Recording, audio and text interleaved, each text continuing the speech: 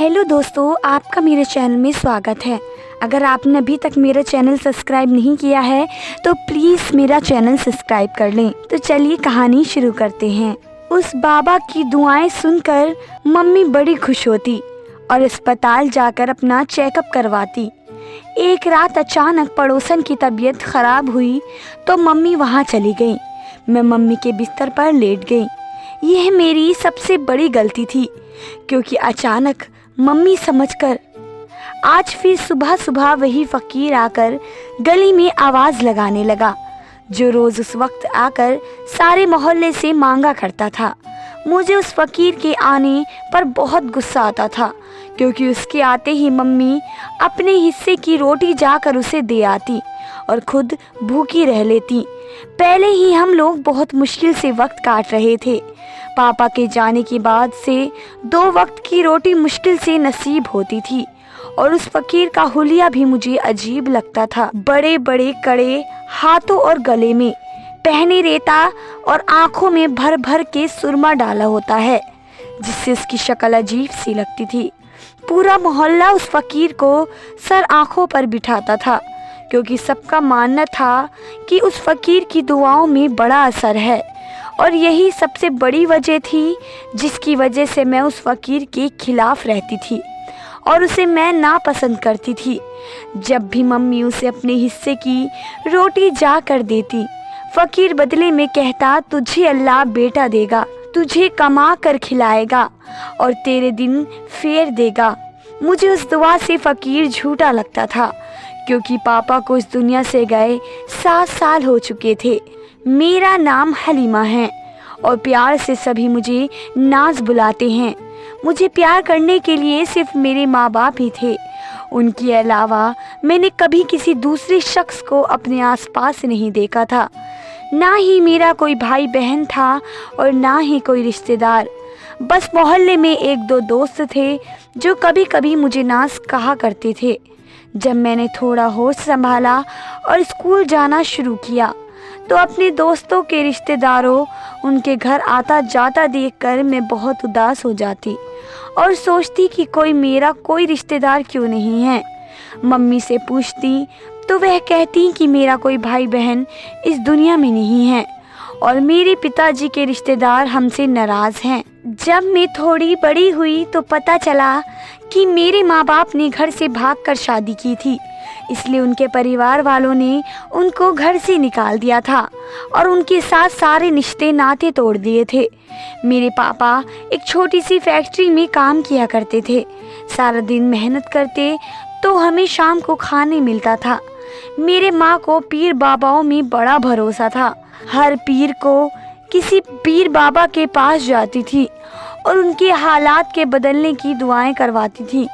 कहती थी कि पीर साहब ने कहा है कि अगले साल से हमारे हालात ज़रूर बदल जाएंगे और कोई बहुत बड़ी खुशी मिलेगी। मैंने कहा, मम्मी मुझे तो बहन या भाई की खुशी चाहिए। मेरा बड़ा दिल चाहता है कि मेरा कोई छोटा भाई या बहन हो जिसके साथ मैं खेलूं कूदूं। मम्मी को भी बेटे की बड़ी आरज़ू थी। मैं 8 साल की थी, मगर मम्मी की इस बात से अगले साल हमें कोई खुशी मिलेगी मेरे दिल में भी उम्मीद जाग जाती थी। लेकिन अगला साल खुशी के बजाय गम में बदल गया था, जिसके बारे में हमने ख्वाब में भी नहीं सोचा था। मेरे पिताजी रोज़ की तरह काम के लिए घर से निकले, मगर वापस चरपाई पर आए। उस वक्त मैं छोटी थी, इसलिए मालूम नहीं हो पाया। बुखार ही तो हुआ था। इतना याद था कि पापा मर गए हैं। हैरत तो मुझे मम्मी पर हुई, जो इतनी बड़ी खबर सुनकर भी आराम से बैठी रही। मुझे आखिरी बार पापा का चेहरा भी न देखने दिया। मोहल्ले वाले कहने लगे, बेचारी विधवा हो गई है। इतनी सी उम्र में पापा की मैयत पर पहली बार अपने घर में लोगों की भीड़ देखी थी। किसी के मुंह से सुना था कि मेरे ताऊ और चाचा भी आए हैं, मगर वह लोग बस अपने भाई की मैयत में शामिल होने के लिए आए थे और चले गए थे। मुझे प्यार करना तो दूर की बात थी, उन्होंने मुझे देखना तक गवारा नहीं समझा। मेरी माँ बिल्कुल चुप थी, उसकी आंखों से एक भी आंसू नहीं बहा। मेरे पापा की मौत के बाद मेरी माँ ने वह मोहल्ला भी छोड़ दिया। पापा के जाने के बाद मम्मी का ज़्यादा वक्त घर से बाहर गुजरने लगा। मैं नहीं जानती थी कि वह सारा दिन बाहर क्या करती हैं। अजीब अजीब बातें करती थी। मैं मम्मी से पूछती तो कहती, लोगों की बातों पर ध्यान न दिया करो। एक दिन मैं स्कूल जा रही थी कि मैंने एक बार रास्ते में मम्मी को देखा। वह एक कोठी के अंदर जा रही थी। मुझे शक हुआ तो मैं भी मम्मी को आवाज़ देती अंदर चली गई। वह बहुत खूबसूरत घर था। मैंने मम्मी को यहीं आते देखा था, इसलिए बिना सोचे समझे उनके पीछे अंदर चली गई। अचानक एक कमरे में मेरी मम्मी बाहर निकली। मुझे यूं घर में फिरता देखकर उनके चेहरे का रंग उड़ गया। जल्दी से उन्होंने मेरा हाथ पकड़ा और मुझे खींचते हुए घर से बाहर ले आई। मुझे गुस्से से डराते हुए मम्मी ने कहा, तू अंदर कैसे आई? मेरा पीछा कर रही थी क्या? मैंने रोते हुए कहा, मम्मी मैं तो स्कूल से वापस आ रही थी। रास्ते में आपको देखा तो आपको आवाज़ देते हुए पीछे पीछे आ गई। मम्मी ने सख्ती से कहा, अगर रास्ते पर हलीमा मैं तुम्हें दिखूं तो तुम मुझे आवाज़ नहीं दोगी और ना ही मेरे पीछे आओगी। वह मेरा घर नहीं है, मेरे मालिकों का है। मैं वहाँ काम करने जाती हूँ। मेरी उम्र अब 13 साल की हो गई और मम्मी अभी तक मुझे बच्ची ही समझती थी। अगले 2 सालों में एकदम से बड़ी दिखने लगी थी। 15 साल की होने पर मेरी कद काठी बहुत अच्छी हो गई थी और देखने में मैं काफ़ी बड़ी लगती थी, इसलिए अब मैं घर से बाहर कम निकलती थी। उस फकीर का अपनी गली में आना जाना मैंने ही नोटिस किया था। मैं और मम्मी बाजार से आ रहे थे जब उस फकीर ने रास्ते में कुछ खाने को मांगा। उस वक्त मम्मी के हाथ में जितने पैसे थे उन्होंने उस फकीर को दे दिए। बदले में उस फकीर ने मम्मी को बेटे की दुआएं दे दी, जिसे सुनकर मैं तो हंस पड़ी। अगर मम्मी तो यूँ खुश हो गई जैसे उन्हें दुनिया जहान की दौलत मिल गई। जैसे ही उस फकीर को पता चला कि बेटे की दुआ पर खुश होकर उस औरत ने पैसे दिए हैं, उसने रोज़ हमारी गली में आना जाना शुरू कर दिया। ऊंची ऊंची आवाज़ों में दुआएं देता रहता। मम्मी रोज़ भाग कर जाती और अपने हिस्से की रोटी उनको दे आती। मैं कहती, मम्मी तुम तो विधवा हो और पापा को मरे 10-12 वर्ष हो गए हैं, तुम्हें बेटा कैसे हो सकता है? मगर मम्मी तो जैसे रोज़ इसी दुआ का इंतज़ार करती रहती। मैंने अब 10वीं पास कर ली थी। एक अस्पताल में रिसेप्शन की नौकरी कर ली ताकि मम्मी को दूसरों के घरों में काम न करना पड़े। एक दिन अस्पताल में मैंने मम्मी को देखा। मैं हैरान हुई। मम्मी के जाने के बाद मैंने डॉक्टर से पूछा, ये किस लिए आई थी? तो डॉक्टर कहने लगी, ये औरत अल्ट्रासाउंड के लिए आई थी। यह सुनकर तो मैं और भी अचंभित हो गई। दिल ने चाहा कि अपना सिर पीट लूं। मम्मी को क्या हो गया था जो इस तरह की हरकतें कर रही थी? अपना कमरा भी घर में हर वक्त बंद किए रखती थी, यहाँ तक कि मुझे भी आने नहीं देती थी। मैं कुछ कहती तो मम्मी उल्टा मुझे डांट देती। फकीर के आने पर भागी भागी जाती, बेटे की दुआ पर खुश हो जाती, जैसे वाकई में उनको बेटा मिल जाना हो। और अब अस्पताल में अल्ट्रासाउंड कराने आने का क्या मतलब था? एक बार मेरे दिमाग में ये आया कि क्या कहीं मम्मी सच में तो ऐसा भला कैसे हो सकता है? बेटा तो तभी पैदा होगा ना जब पापा होते या फिर मम्मी ने दूसरी शादी की होती। अगर मम्मी चाहती तो शादी कर सकती थी। पापा के जाने के बाद उन्हें रोकने वाला कौन था? मैंने जल्दी से अपने अंदर की गंदी सोच को दूर किया और लाहौल विला पढ़ा। लेकिन रोज़ मम्मी अल्ट्रासाउंड करवाने अस्पताल में आ जाती। मैं तो शर्म के मारे किसी को बताती भी नहीं थी कि ये मेरी माँ है। मेरी समझ में बिल्कुल नहीं आ रहा था कि मम्मी चाहती क्या हैं। यह सब करके वे अपना मजाक बनवा रही हैं। डॉक्टरनी भी हंसती थी कि अजीब औरत है, रोज़ अल्ट्रासाउंड करवाने आ जाती है। मैंने सोचा कि मम्मी से साफ और सीधी बात करनी पड़ेगी, इससे तो हमारा तमाशा बन रहा है। मैंने घर जाकर मम्मी के कमरे के दरवाजे पर नॉक किया और कहा, माँ मुझे तुमसे बात करनी है। माँ ने दरवाज़ा नहीं खोला और अंदर से ही बोली, अभी कमरे में जाकर लेट जाओ, शाम हो रही है, सुबह बात करेंगे। मैंने कहा, अभी दरवाज़ा तो खोले, सिर्फ 2 मिनट की बात है। मम्मी ने दरवाजे से सर निकालते हुए पूछा, हाँ बोलो क्या बात करनी है? मैंने कहा, मम्मी क्या कमरे में कोई है? उस पर मम्मी घबरा गई और कहने लगी, नहीं तो कमरे में कौन होगा, तुम जाओ अंदर आकर बात करो। मैं मम्मी के कमरे में चली गई। हर तरफ नज़र दौड़ाने पर मुझे कोई नज़र नहीं आया। मैंने बिल्कुल आराम से मम्मी से पूछा, मम्मी रोज़ फ़कीर जब बेटे की दुआ देता है तो मुझसे बताती क्यों नहीं हो कि तुम विधवा हो। मम्मी कुछ देर बिल्कुल चुप रहीं, फिर कहने लगी, वह बेचारा दुआ देता है, देने दो, तुम्हारा क्या जाता है। मैंने फिर मम्मी से अगला सवाल किया, मम्मी कमरे में मुझे क्यों नहीं आने देती। मम्मी ने कहा, अभी तुम आकर मेरे कमरे में बैठी नहीं हो क्या, मैंने कब तुम्हें मना किया। मम्मी के पास जैसे हर सवाल का जवाब था। अब की बार मैंने जो सवाल पूछा, मुझे यकीन था मम्मी के पास उस सवाल का जवाब नहीं होगा। मैंने कहा, मम्मी तुम रोज़ अस्पताल में अल्ट्रासाउंड क्यों करवाने जाती हो। मेरा यह सवाल सुनकर मम्मी वाकई में हैरान रह गईं। उन्हें मालूम नहीं था कि मैं उसी अस्पताल में काम करती थी। उससे पहले मम्मी उस सवाल का जवाब देती, दरवाजे पर पड़ोस की आंटी आ गई और मम्मी मेरे उस सवाल से बच गई। उन पड़ोसन ने 1-2 घंटे तो ले लिए।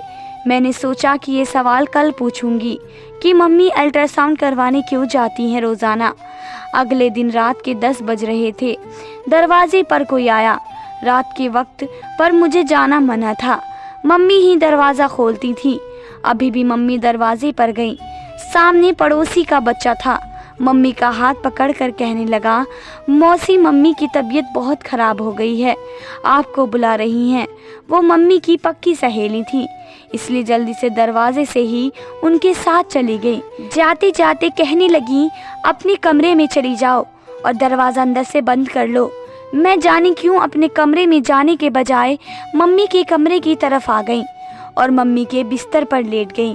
और वो मेरी सबसे बड़ी गलती थी। मुझे ऐसा नहीं करना चाहिए था, क्योंकि मम्मी समझकर किसी ने अचानक मम्मी का नाम लेकर मुझ पर से कंबल हटाया था। मेरी चीख निकल गई। कमरे में पूरा अंधेरा था। मैंने जल्दी से उठकर कमरे से बाहर दौड़ लगाई। मेरी सांस ऊपर नीचे हो रही थी। मुझे समझ नहीं आ रहा था कि अभी मेरे साथ क्या हुआ है। किसी ने मम्मी के धोखे में मुझ पर से कंबल खींचा था और मम्मी का नाम लिया था। मैं डर कर दरवाज़ा खोलकर बाहर आ गई थी कि सामने मम्मी से टकरा गई। मुझे इस तरह भागकर बाहर आते हुए देखकर मम्मी भी परेशान हो गई और कहने लगी, क्या हुआ। मैंने सारी बात आराम से मम्मी को बताई। मम्मी ने सारी बात सुनने के बाद मुझे कहा, तुझे कोई गलतफहमी हो रही है, कमरे में कोई नहीं है। मैंने कहा, मम्मी कमरे में कोई था, मैंने किसी की आवाज़ सुनी थी। पर मम्मी मेरी बात पर भरोसा करने को तैयार ही नहीं थी। मैंने अपने कमरे में चली गई। 1 मिनट के बाद मम्मी ने मुझे आवाज़ देकर कहा, नाज आकर देख ले, कोई नहीं है यहाँ कमरे में। मैं डरते डरते मम्मी के कमरे में आ गई और इधर उधर देखने लगी। वाकई मम्मी के कमरे में कोई नहीं था। मम्मी ने कहा, बस देख लिया। मैंने कहा भी था यहाँ कोई नहीं है, ये सब तुम्हारा वहम था। मेरा दिमाग यह सब मानने को बिल्कुल भी तैयार नहीं था। मेरे साथ यह सब हकीकत में हुआ था। मैंने सोचा मम्मी को बताने का कोई फ़ायदा नहीं है। मैं अपने कमरे में सोने के लिए चली गई। मम्मी के कमरे में जिन भूत तो नहीं है, क्योंकि मुझे बड़े दिनों से लगता था कि मम्मी के कमरे में कोई न कोई है। मुझे महसूस हो रहा था। मैं अब रोज़ सुबह 7 बजे घर से निकलती और रात को 7 बजे घर पर आती। मम्मी को मैंने कह दिया था कि अब तुम नौकरी नहीं करोगी, इसलिए वे घर पर ही रहती थी। एक दिन जब मैं अस्पताल जाने के लिए गाड़ी में बैठी तो मोहल्ले की एक लड़की मिल गई, जो मुझे कहने लगी, तुझे कुछ खबर भी है, तुम्हारे घर में क्या चल रहा है। मैंने चौंक कर पूछा, क्या मतलब है इस बात का, क्या चल रहा है मेरे घर में। वह कहने लगी, देखो बुरा मत मानना, मेरा मतलब ये नहीं था, सिर्फ सच्चाई तुम्हें बताना था। पूरा मोहल्ला तुम्हारी मम्मी को लेकर बातें बना रहा है। मैंने बेचैनी से पूछा, कैसी बातें। वह कहने लगी, यही कि तुम्हारी माँ ने शादी कर ली है छुपकर।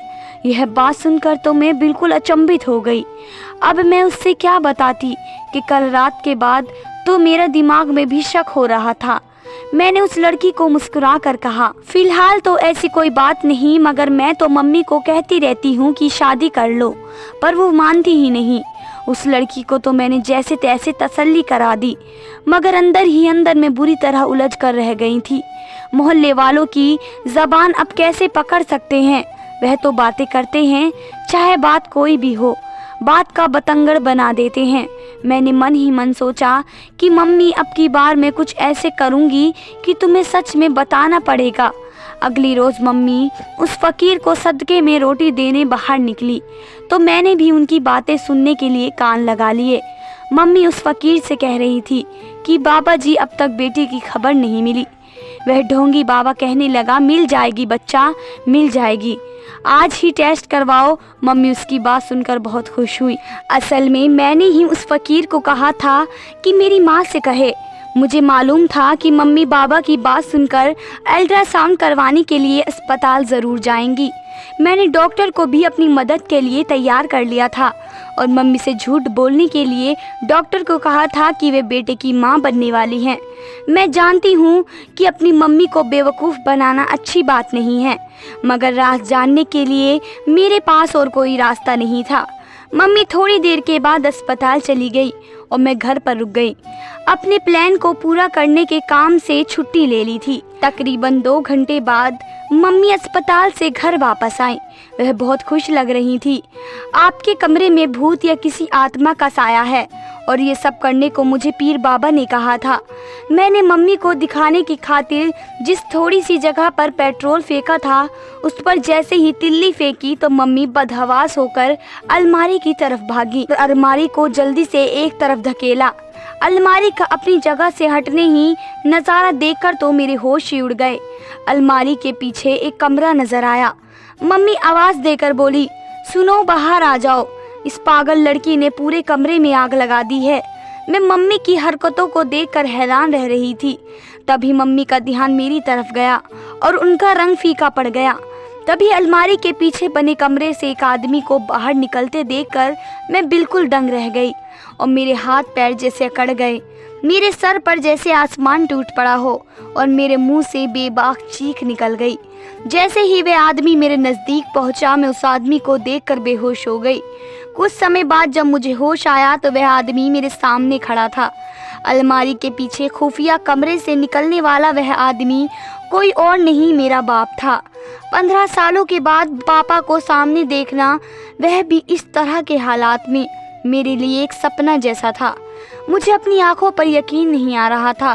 वाकई यह आदमी जो मेरे सामने खड़ा है, जिसको मरे हुए तकरीबन 15 साल हो चुके हैं, आज मेरे सामने खड़ा है। मेरे तो समझ नहीं आ रहा था और मेरे मन में कई तरह के सवाल पनप रहे थे।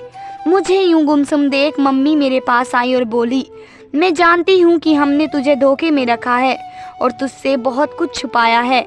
मैं अपने किए पर शर्मिंदा हूँ कि सच इस तरह सामने आएगा, वरना मैं तुझे बताने ही वाली थी। उसके बाद मम्मी ने बोलना जारी रखा। हुआ कुछ ऐसा था, मेरे और तेरे पापा ने अपनी मर्जी से भागकर शादी की थी। हम दोनों एक दूसरे को पसंद करते थे, पर हमारे घर वाले इस बात पर काफ़ी नाराज़ थे और हमारी शादी कहीं और करवाना, इसलिए उन्होंने एक छोटे घर की बहू मंजूर नहीं थी। घर वालों के खिलाफ हम दोनों ने शादी कर ली। तुम्हारे दादा ने हमारी शादी कबूल करने से इनकार कर दिया, इसलिए हम दोनों ने सब कुछ छोड़ छाड़ कर एक नई जिंदगी की शुरुआत करने के लिए शहर आ गए। हमारे पापा कई बार अपने माँ बाप को मनाने के लिए गए, मगर वे बहुत सख्त मिजाज के लोग थे और उन्होंने मुझे अपनी बहू मनाने से इनकार कर दिया। उनमें बड़ी वजह तुम्हारे चाचा और ताऊ थे। वे लोग नहीं चाहते थे कि मैं उस घर की और उस हवेली की बहू बनूं। हमें बेदखल करवाने के लिए वे तुम्हारे दादा दादी के कान भरते रहते थे और हमारे खिलाफ उन्हें भड़काते रहते थे। इनके खानदान में एक रिवाज था कि जायदाद में सिर्फ लड़के को ही हिस्सेदार बनाया जाता था। तुम्हारे चाचा की 2 लड़कियां थी और ताऊ की एक बेटी थी। बेटा किसी के पास नहीं था। बार बार तुम्हारे पापा के मनाने पर एक दिन तेरे दादा ने तुम्हारे पापा से कहा कि बेटा पैदा करो और तभी इस घर में आना, मैं उस दिन तुम्हें माफ़ कर दूंगा। यह बात तुम्हारे चाचा और ताऊ को अच्छी नहीं लगी, क्योंकि इस तरह जायदाद का हकदार हमारा परिवार बन जाएगा। मम्मी यहाँ तक की कहानी सुनकर चुप हो गई और पापा को कहा, आगे आप बताइए कि क्या हुआ। पापा कहने लगे, मेरे भाइयों को यह बिल्कुल गवारा नहीं था कहीं मैं बेटा पैदा करके पापा की सारी जायदाद का हकदार न बन जाऊं। उन्होंने मेरे खिलाफ साजिशें शुरू कर दी, मुझे जान से मारने की कोशिश करने लगे, जिस कारण मुझे अपनी ही मौत का झूठा ड्रामा करना पड़ा ताकि सबको यकीन आ जाए मेरे जनाजे पर मेरे दोनों भाई आए थे। उन्होंने अपने हाथों से मुझे कब्र में उतारा। उनके जाते ही फौरन मेरी बीवी यानी तुम्हारी माँ ने मुझे वहाँ से बाहर निकाल लिया और हमने वह मोहल्ला छोड़ दिया और किसी दूसरे मोहल्ले में चले आए जहाँ हमें कोई जानता पहचानता ना हो, ताकि कोई तुम्हें और तुम्हारी माँ को नुकसान ना पहुँचाए। इस तरह मैं जिंदा होते हुए भी दुनिया के सामने मर गया और दुनिया वालों की नज़रों से ओझल हो गया और सिर्फ तुम्हारी माँ से मिलता था। हम चाहते थे कि हमारा एक बेटा हो जाए। एक बार बेटे की खुशी की खबर मिल जाती तो तेरे दादा हमें माफ़ कर देते। तभी मम्मी ने कहा, अल्लाह ने हमारी सुन ली।